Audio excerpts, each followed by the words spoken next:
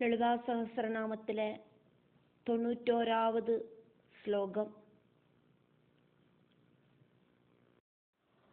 തത്വാസനാ തത്വമയീ പഞ്ചകോശാന്തരസ്ഥിതാ നിസ്സീമമഹിമാ நித்யயௌவனாமதசாலினி.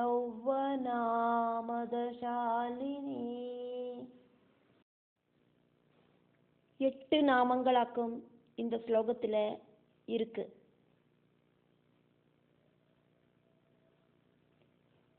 முப்பத்தாறு தத்துவங்களை தேவிக்கு உட்காரத்துக்கான இருப்பிடமாக்கிட்டு தேவி இருக்கா. தத்துவமசியில தது ஆயிட்டு இருக்கிறவளும் தேவிதான், துவம் ஆயிட்டு இருக்கிறவளும் தேவிதான், ஐ அப்படின்னு கூப்பிடுறவளும் தேவிதான். தேவியத்தான் ஐ அப்படின்னு கூப்பிடப்படுறது. சரீரத்தில் அன்னமயம், பிராணமயம், மனோமயம், விஞ்ஞானமயம், ஆனந்தமயம் இப்படி இருக்கிற 5 கோஷங்களோடும் உள்ளுக்குள்ள ஸ்திதி பண்ணுறவள் தேவியாக்கும். லிமிட்டில்லாத அளவுக்கு மகிமகள் உள்ள தேவி, எப்பவும் யுவதியாயிட்டு இருக்கிறவள் தேவி,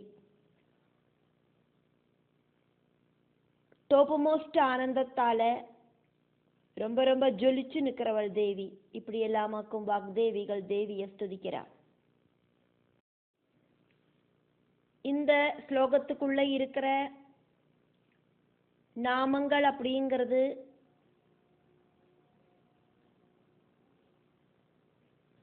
8 நாமங்கள் ஆக்கும் அப்படிங்கிறத பார்த்தோம். இந்த நாமங்களுக்குள்ள இருக்கிற பதங்கள் என்னெல்லாம் ஆக்கும் அப்படின்னு தெரிஞ்சு அதை மனசுல வச்சுண்டு இந்த நாமத்தை சொல்லறத தவறில்லாதக்கி சொல்லறதுக்கு சாதிக்கும்.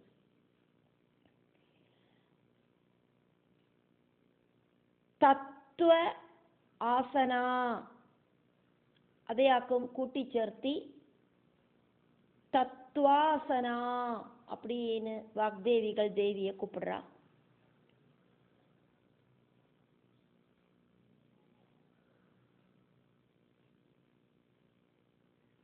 தத்துவமயி அப்படிங்கிற நாமத்தில் 3 பதங்கள் இருக்கு.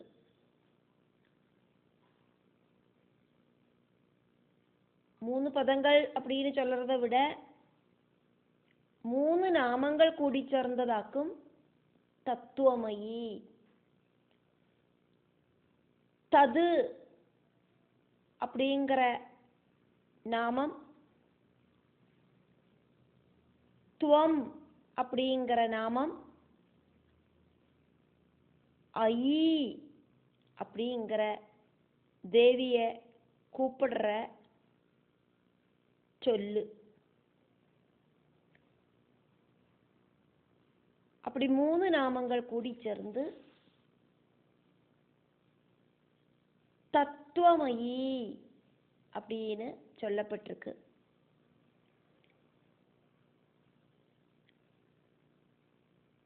தது அப்படிங்கிறதுல சில்லட்சரம்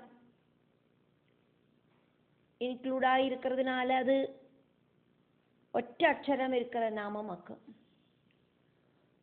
துவம் அப்படிங்கிறதும் ஒற்றை அக்ஷரம் இருக்கிற நாமமாக்கும்.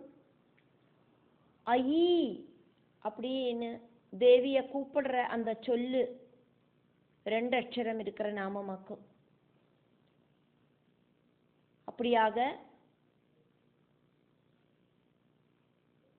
தது துவம் அப்படி இருக்கிற 2 நாமங்களோடு கூடி ஐ அப்படின்னு வாக்தேவிகள் தேவியை கூப்பிடுறா.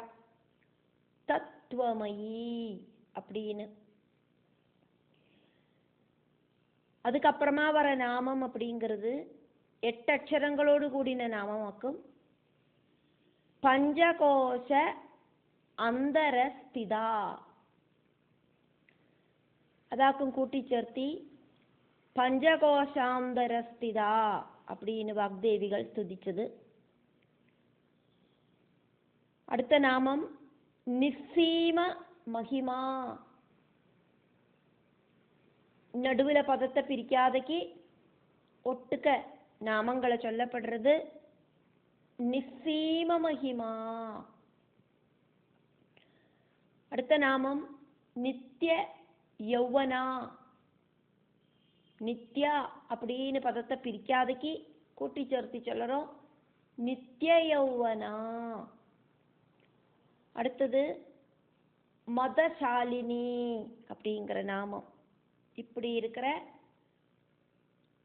பதங்களெல்லாம் கூடி சேர்ந்ததாக்கும் இந்த 91வது நாமத்தில் ஸ்லோகத்தில் இருக்கிற நாமங்கள். 424வது நாமம். இந்த நாமத்துக்குள்ள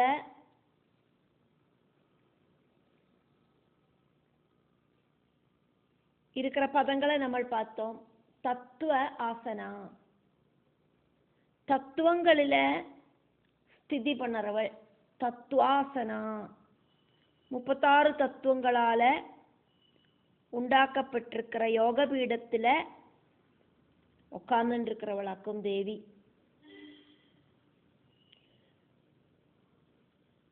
தத்துவங்களை ஆசனமாக்கிட்டு இருக்கிறவள் எழுதாம்பிகை.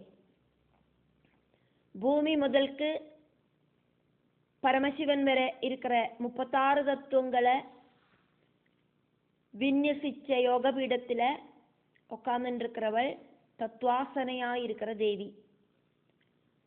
36 தத்துவங்களை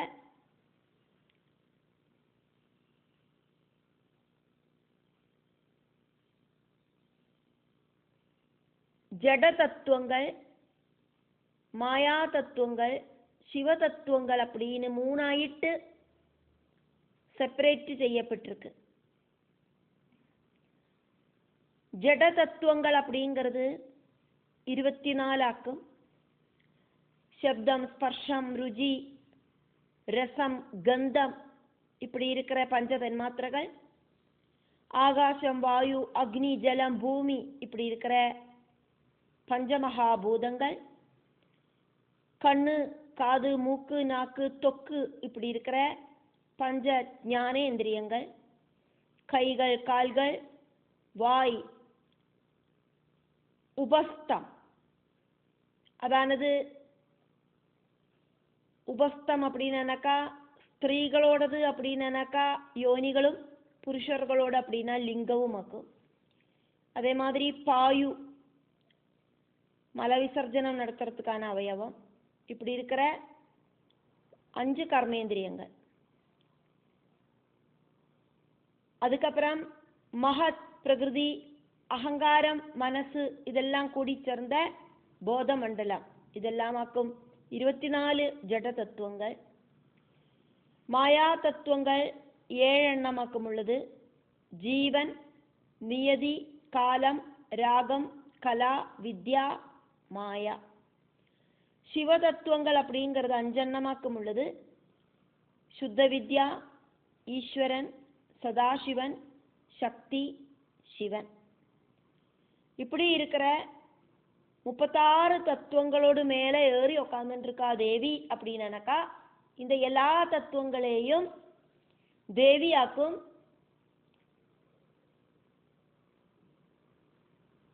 தேவியோட ஆத்மைக்கு கட்டுப்பட்டவையாக்கும் அப்படின்னு அர்த்தம்.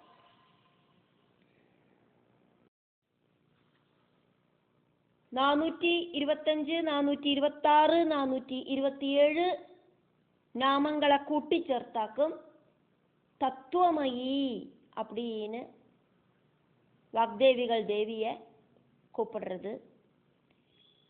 425வது நாமம் அப்படிங்கிறது தது. தது அப்படின்னாக்கா அது அப்படின்னு அர்த்தம். அதானது இங்க அது அப்படிங்கிறது பிரம்மத்தை குறிக்கிறது.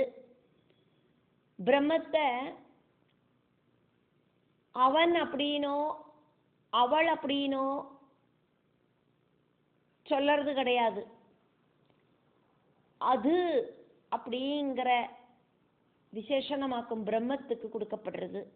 அதனால தது அப்படின்னாக்கா பிரம்மம். ஓம் தத் சத் இப்படின்னு பிரம்மத்தை குறிக்கிற வாக்குல இருக்கிற தது அதிபராசக்தியா இருக்கிற தேவியாக்கும். தத்துவமசி அப்படிங்கிற மகா வாக்கியத்துல இருக்கிற தது அப்படிங்கிறது தேவியாக்கும். பகவத்கீதையில 17வது அத்தியாயத்துல 23வது ஸ்லோகத்துல இது எடுத்து சொல்லப்படுறது. ஓம் தது சது இதி ஓம் தது சத் இதி நிர்தேஷோ பிரம்மணஹ த்ரிவிதஹ ஸ்மிருதஹ. ஓம் தத் சதிதி நிர்தேஷோ பிரம்மண த்ரிவித ஸ்மிருதா. பிராமணாஹ தேன வேதாஹ ச யஜ்ஞாஹ ச விஹிதாஹ புரா. ஓம் தத் சதிதி நிர்தேஷோ பிரம்மண த்ரிவித ஸ்மிருதா. பிராமணாஸ்தேன வேதாஸ்ச யஜ்ஞாஸ்ச விஹிதா புரா. ஓம் தது சது இப்படின்னு 3 விதத்துல பிரம்மத்தோடு நிர்தேசம் சொல்லப்பட்டிருக்கு. அதனால அந்த நிர்தேசத்தை அடிஸ்தானமாக்கி ரொம்ப ரொம்ப முன்னாலேயே பிரம்மஞானிகளும் வேதங்களும் யஜ்ஞங்களும் நிச்சயிக்கப்பட்டது. 426வது நாமம் அப்படிங்கிறது இங்க சொல்லப்பட்ட தத்துவமயி அப்படின்னு வாக்தேவிகள் கூப்பிடுறதுல இருக்கிற 2வது நாமம் துவம். 425வது நாமமாக்கும் தது அப்படின்னது. தது அப்படின்னா அது, துவம் அப்படின்னா நீ அப்படின்னு அர்த்தம். நிர்குண பிரம்மமாயிருக்கிற தேவிதான் நீ அப்படின்னு வாக்தேவிகள் தேவிய ஸ்துதிக்கிறா. 425, 426, 427 நாமங்களை கூட்டி சேர்த்தாக்கும் வாக்தேவிகள் தது துவம் ஐ அப்படின்னு கூப்பிடுறா. கூட்டி சேர்த்தி தத்துவமயி அப்படின்னு தேவிய கூப்பிடுறா. தது துவம் ஐ இதுல இருக்கிற ஐ அப்படிங்கிற நாமமாக்கும் 427வது நாமம். வாக்தேவிகள் தேவிய தது துவம் ஐ அப்படின்னாக்கும் கூப்பிடுறா. தத்துவமயி 427வது நாமம் 2 அக்ஷரங்களோடு கூடின ஐ அப்படின்னு. ஐ அப்படின்னு சொன்னானாக்கா அது தேவிய சம்போதனை செய்யற சொல்லாக்கும். தத்துவமசி மகா வாக்கியத்துல அசி அப்படிங்கிற பதத்துக்கு ஈக்குவலான பதமாக்கும் ஐ அப்படின்னு சொன்னது.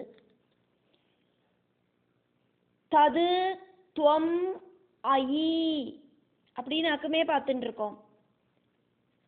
425, 426, 427 நாமங்கள் கூடி சேர்ந்தாக்கும் தத்துவமயி அப்படின்னு இருக்கிற நாமம் வாக்தேவிகள் தேவிய கூப்பிடுறத பார்த்துட்டு இருக்கோம். தது அப்படின்னா அது, துவம் அப்படின்னா நீ, அது நீ அப்படின்னு சொல்லிட்டு ஐ அப்படின்னு உபயோகிக்கிறா. அதானது அது நீதானே அப்படின்னு அர்த்தம்.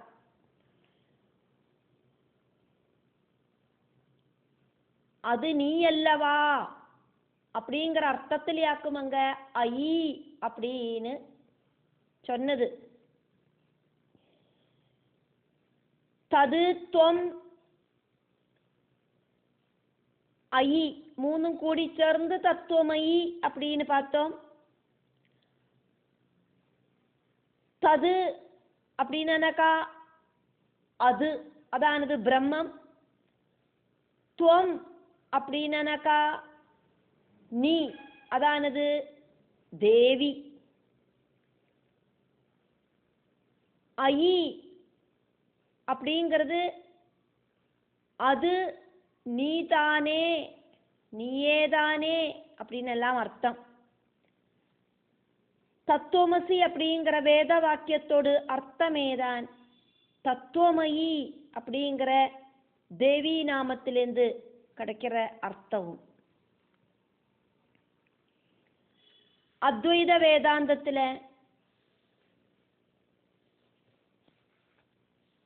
சொல்லப்படுற நிர்குண பிரம்மம் தேவியேதான் அப்படின்னு தத்துவமயி அப்படிங்கிற நாமம் வழியா கிளியராயிட்டு வாக்தேவிகள் சொல்லறா. ஸ்திரீ புருஷ வித்தியாசம் பிரம்மத்துக்கு கிடையாது. லலிதாம்பிகைய நிர்குண நிராகார சங்கல்பத்தில பக்தர்களுக்கு தியானிக்கலாம்.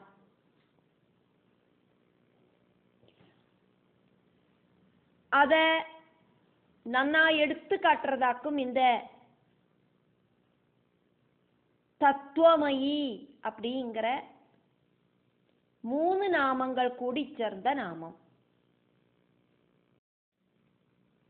தது அப்படிங்கிறது ஒற்ற அக்ஷரம் இருக்கிற நாமமாக்கும். துவம் அப்படிங்கிறது ஒற்ற அக்ஷரம் இருக்கிற நாமமாக்கும். ஐ அப்படிங்கிறது 2 அக்ஷரங்களோடு கூடின நாமமாக்கும். அப்படியாக 4 அக்ஷரங்களோடு கூடி சேர்ந்த நாமமாக்கும் தத்துவமயி. 426வது நாமம் பஞ்சகோஷ அந்தரஸ்திதா. கூட்டி சேர்த்தாக்குமே நம்ம நாமத்தை பார்க்கிறோம், பதங்களை பிரிக்காதக்கு. அதனால பஞ்சகோஷாந்தரஸ்திதா, பஞ்சகோஷங்களோடு, கோஷம் சொன்னா ஆவரணம், கவர். நம்மளோட வீட்டில எல்லாம் பால் பாக்கெட் வரும். அப்போ அந்த கவருக்குள்ளேயாக்கும் பால் இருக்கு. அதே மாதிரி மளிகை சாமான் எல்லாம் வாங்கறத, மளிகை பொருள்கள் எல்லாம் ஒரு கவருக்குள்ளேயாக்கும் இருக்கு. அந்த கவருக்கு சொல்ற பேராக்கும் கோஷம் அப்படிங்கிறது, ஆவரணம் அப்படிங்கிறது. பஞ்ச கோஷங்களோடு உள்ளுக்குள்ள ஸ்திதி பண்ணறவளாக்கும் ஜெகதம்பிகை.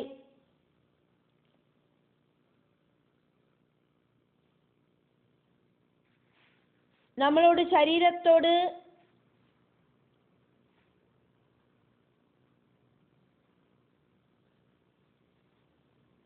வெளியில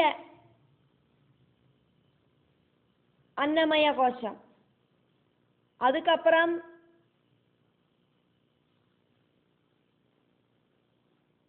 சூக்ஷ்மம், சூக்ஷ்மதரம், சூக்ஷ்மதமம் இப்படின்னு உள்ளுக்குள்ளுக்கு அந்த கோஷங்கள் போறது. பிராணமய கோஷம், மனோமய கோஷம், விஞ்ஞானமய கோஷம், ஆனந்தமய கோஷம் இப்படின்னு மொத்தமா 5 கோஷங்களாக்கும் இருக்கு. இந்த 5 கோஷங்களோட உள்ளுக்குள்ள அஜபா, நிஷ்கல சாம்பவி, பரா, பரஞ்சோதி, ஸ்ரீவித்யா இப்படி இருக்கிற நாமத்துல ஸ்திதி பண்ணறவளாக்கும் தேவி.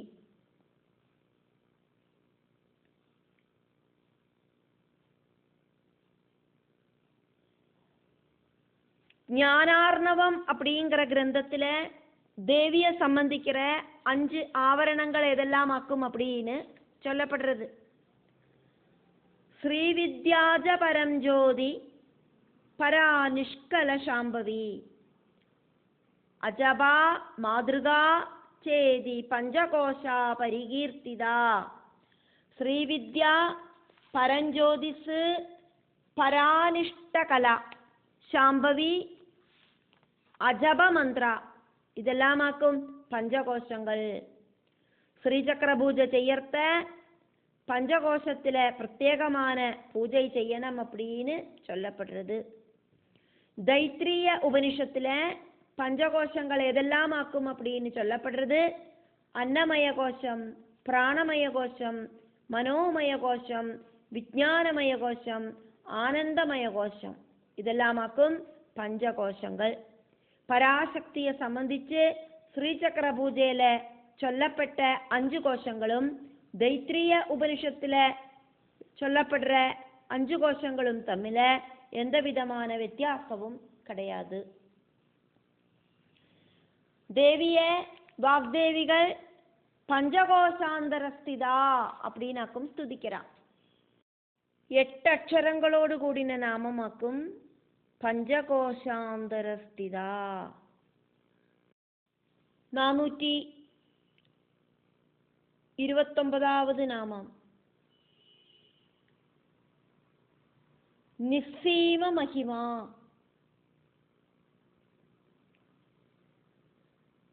ஆறு அக்ஷரங்களோடு கூடின நாமமாக்கும் இது. எல்லையில்லாத மகாத்மியத்தோடு கூடினவளாக்கும் தேவி. நிஸ்ஸீமம் அப்படின்னாக்கா லிமிட் இல்லாதது. சீமா அப்படின்னா பார்டர், லிமிட்டு. நிஸ்ஸீமா அப்படின்னா லிமிட் இல்லாதது அப்படின்னு அர்த்தம். லிமிட் இல்லாத அனந்தமான மகிமகளோடு கூடினவளாக்கும் லலிதாம்பிகை.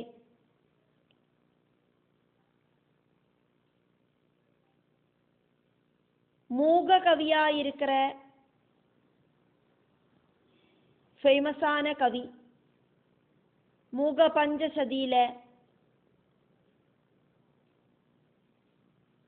ஸ்துதி சதகத்துல ஸ்ரீ காமாட்சி தேவியோடு மகிமைய எடுத்து சொல்லியிருக்கார்.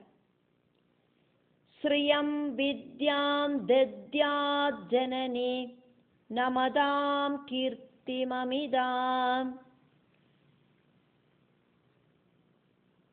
சுபுத்ரான் பிராதத்தே தவ ஸ்லடிதி காமாட்சி கருணா திரிலோக்யாமாதிக்யம் திரிபுர பரிபந்தி பிரணயினே பிரணாமஸ்த்வாத் பாதே சமித துரிதே கிம் ந குருதே.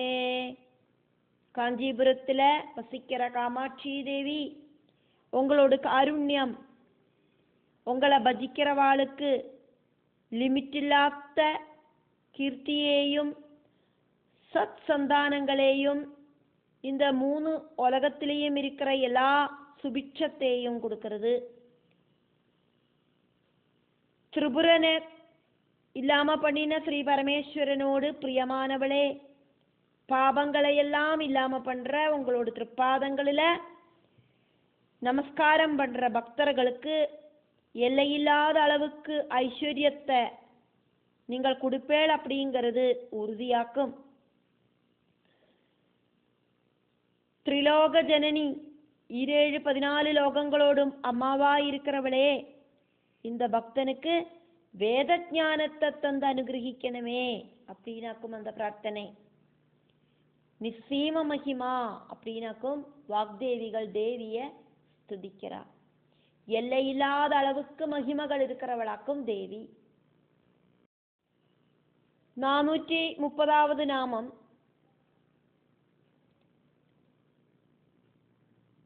அஞ்சு அக்ஷரங்களோடு கூடின நாமமாக்கும் இது.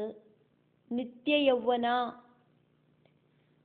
நித்திய யௌவனமாயிட்டு இருக்கிறவளாக்கும் தேவி.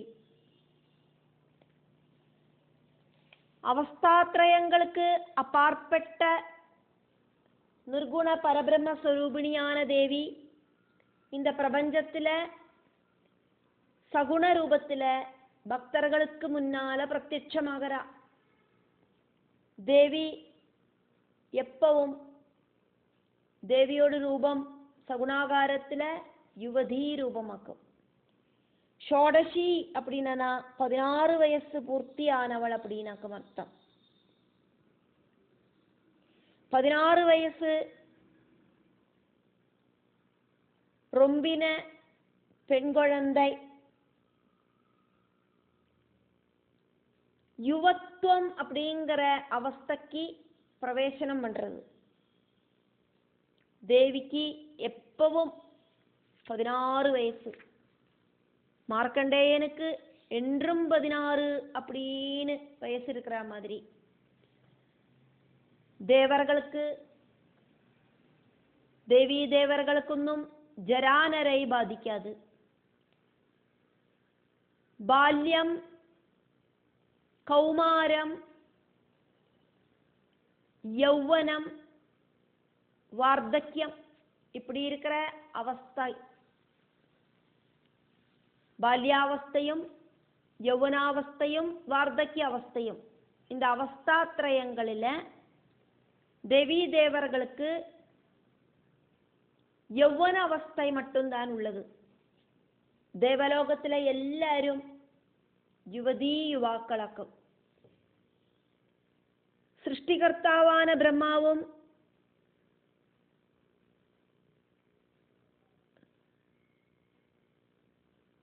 தேவனாக்கும். பரிபாலன மூர்த்தியாயிருக்கிற விஷ்ணுவும் தேவனாக்கும். சம்ஹார தேவனாயிருக்கிற ஸ்ரீருத்ரனும் தேவனாக்கும்.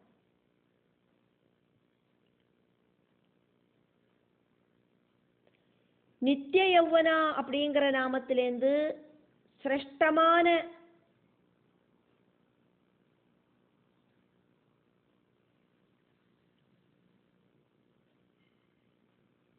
யௌவன பாவத்தையாக்கும் இங்க சொல்லப்படுறது.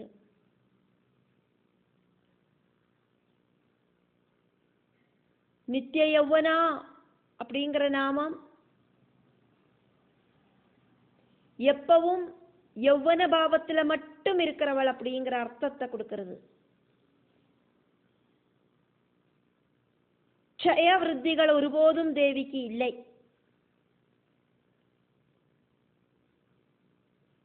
க்ஷயவிருத்திகள் இல்லாத பாவமாக்கும் யௌவனம். தேவி ஆத்மாவாக்கும். ஆத்மாவுக்கு க்ஷயவிருத்திகள் இல்லை. விருத்தி அப்படின்னா வளர்றது, க்ஷயம் அப்படின்னா இல்லாம போறது. எப்பவும் ஒரே அவஸ்தையாக்கும். அந்த அவஸ்தை அப்படிங்கிறது யௌவனாவஸ்தையாக்கும். ஆத்மபாவத்துல எப்பவும் நிலநிற்கிற தேவி நித்தியம் யுவதி ரூபத்திலேயாக்கும் இருக்கா. நான் சரீரமில்லை, நான் மனசில்லை, நான் புத்தி இல்லை, நான் ஆத்மாவாக்கும் அப்படின்னு திருடமாயிட்டு நம்புற அந்த பரமாத்மாவை தெரிஞ்சுக்கிறதுக்கான லட்சிய பிராப்தி நேடுறதுக்கான தத்துவஞானிகள் தேவியை உபாசிக்கிறா. அந்த தேவி உபாசகர்கள்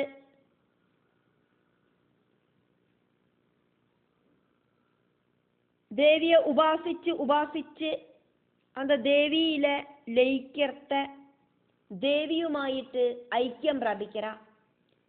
தேவி நித்திய யௌவன அவஸ்தையிலாக்குமே இருக்கா. அப்போ தேவி உபாசகர்களாயிருக்கிற தேவி பக்தர்களும் மானசீகமாயிட்டு நல்ல ஸ்ட்ரென்த்தோடு கூடிட்டு யௌவனாவஸ்தையை பிராபிக்கிறா. அவளுக்கு அதுக்கப்புறமா எந்த ஒரு டயர்டும் உண்டாகிறதில்லை, க்ஷீணம் வரதில்லை. தேவியுமாயிட்டு ஐக்கியம் பிராபிக்கிறா. இத்தனையும் மகிமகள் இருக்கிற தேவிய நித்திய யௌவனா அப்படின்னு வாக்தேவிகள் ஸ்துதிக்கிறார். 431வது நாமமாக்கும் மதசாலினி. 5 അക്ഷരങ്ങളോട് കൂടിയ നാമമാക്കും ഇത്. പ്രകൃതി விஷயபந்தமில்லாத ஆனந்தத்தோடு கூடி இருக்கிறவள் தேவி. மதம் அப்படிங்கிற சப்தத்துக்கு ஆனந்தம், சந்தோஷம் இப்படின்னு எல்லாம் அர்த்தம். சந்தோஷம் இருந்தா துக்கமும் உண்டாகும். ஆனா ஆனந்தம் உண்டானா அதுக்கப்புறம் துக்கம் அப்படிங்கிறது இல்லை. தேவியோடு ஸ்தாயியான பாவம் ஆனந்தமாக்கும். ஆனந்தத்தால ஜொலிக்கிறவளாக்கும் தேவி. ஆத்மானந்தமே தான் தேவி அப்படின்னு எடுத்து சொல்லப்படுறது. அதனாலேயாக்கும் தேவிய மதசாலினி அப்படின்னு வாக்தேவிகள் ஸ்துதிக்கிறா. ஷாலினி அப்படின்னாக்கா குடும்பநாதை அப்படின்னு அர்த்தம். ஆனந்திக்கிற குடும்பநாதையாக்கும் லலிதாம்பிகை. காமேஸ்வரனோடு கூடிட்டு சிந்தாமணி கிரகத்தில் அதிவசிக்கிற குடும்பினியாயிருக்கிற தேவி எல்லா சமயத்திலையும் ஆனந்த ரூபிணியாயிட்டு இருக்கா. குழந்தைகளோடு கூடிட்டும் கணவரோடு கூடிட்டும் சகுடும்பம் வசிக்கிற ஆனந்தமயாயிருக்கிற தேவி. கிரகஸ்தாசிரம ஜீவிதம் ஜீவிக்கிறவா தேவிய மாதிரி ஆனந்த அவஸ்தையில இருக்கணும் அப்படிங்கிற சந்தேசம் இந்த தேவி நாமத்துல இன்க்ளூட் ஆயிருக்கு.